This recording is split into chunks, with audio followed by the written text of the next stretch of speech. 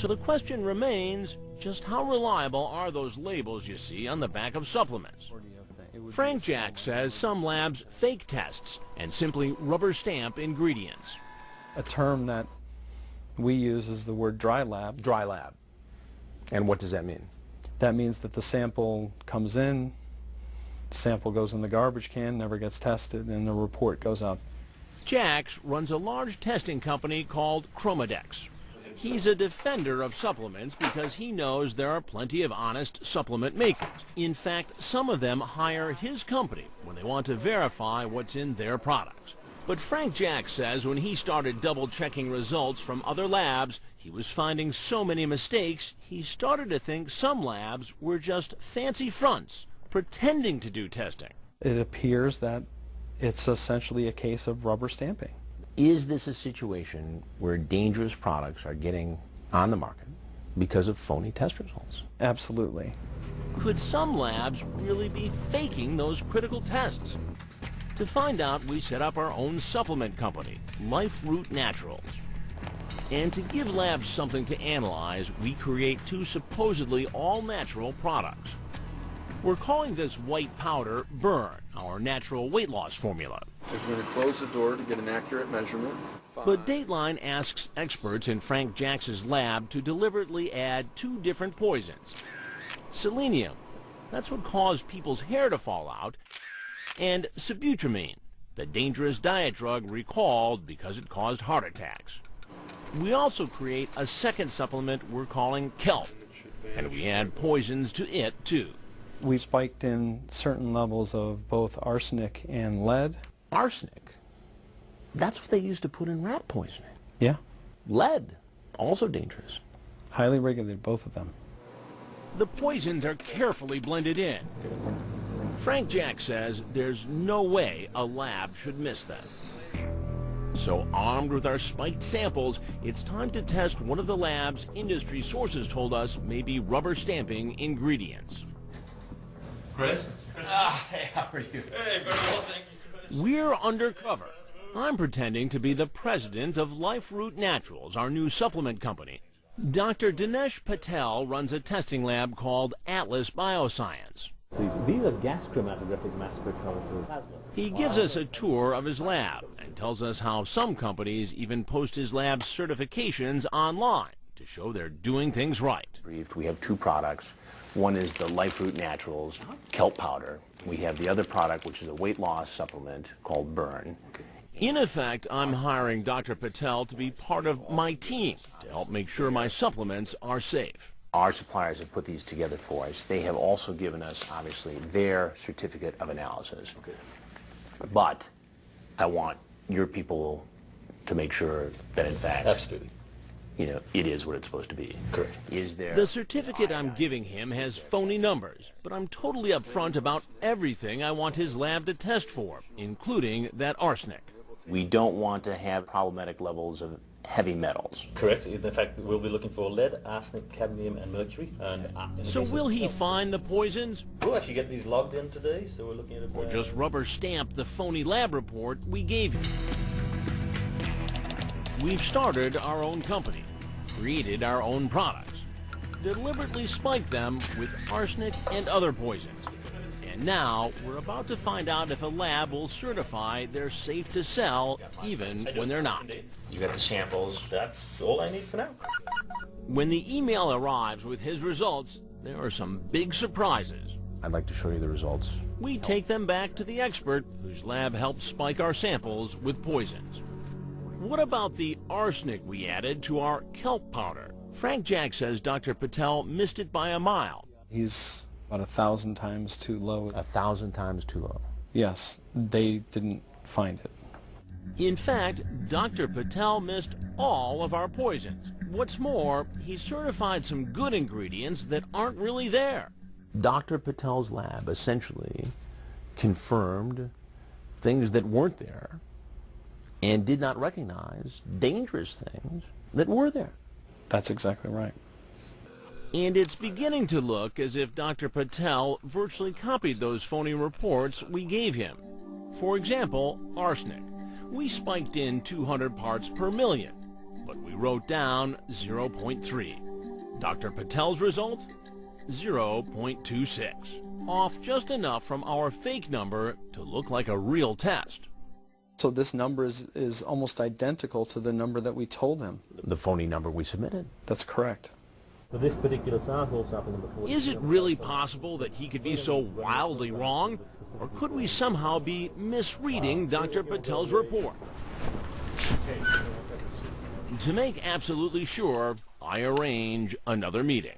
He still thinks I'm just a businessman, and he doesn't know we've brought along our hidden cameras. Come on in. First, I ask about our green powder, the one we spiked with arsenic and lead. This would be for the kelp extract. Correct. Right. But Dr. Patel assures me he didn't find anything unusual. It should be. Absolutely. These are all perfectly normal. And it's the same story with our burn weight loss powder, the one we spiked with sibutramine and selenium. So we're in good shape. Absolutely. Dr. Patel is saying our poisonous supplements are safe to sell. Doctor, there's something I need to tell you. Okay. It's time to tell Dr. Patel I'm not the businessman he thinks I am. And then as I'm Chris Hansen with Dateline NBC, and we're doing a story on how bad supplements can possibly end up in stores. Okay. And as we pull out our regular cameras, I ask whether he's even doing the lab tests. So the question is, did you do the test at all, or did you just come up with numbers that were close to the ones we wanted? I understand what you're You get what I'm saying? You know what a dry lab is, Of course we do. Is this a dry lab? Not at all. We reject products as well. In this email, he blamed us for misleading him. When given misleading information regarding a sample's makeup, we would not be aware that the data being observed is being compromised due to matrix parameters we are not cognizant towards. Confused by that? So were we. So we met up with Dr. Patel one more time. We came in here to test you. Correct. It appeared based on the first results, you failed the test. And I agree. So this is the HPLC. Dr. Patel now admits he got the wrong results, but he gives scientific reasons for why the numbers could be off. When we're looking at very small quantities, these values do deviate. They deviate hugely. What I'm trying to get to is that in the real world, a shady businessman is not trying to contaminate a product with arsenic, cadmium, and lead. Either way, other labs didn't seem to miss what we'd planted. We took our samples to the National Center for Natural Products Research, one of the world's premier labs when it comes to supplements. Dr. Ikhlas Khan says his lab detected all of our poisons. In the kelp we found lead and arsenic. And were they hard to find? No. In fact, several other labs find our poisons too. One even warns us about high arsenic and high lead, saying our products deserve careful review before you decide to use them. But there was no warning like that from Dr. Patel. These are all perfectly normal. Remember, he missed everything. And somehow, as if by magic, his wrong results were virtually identical to the phony numbers we gave him.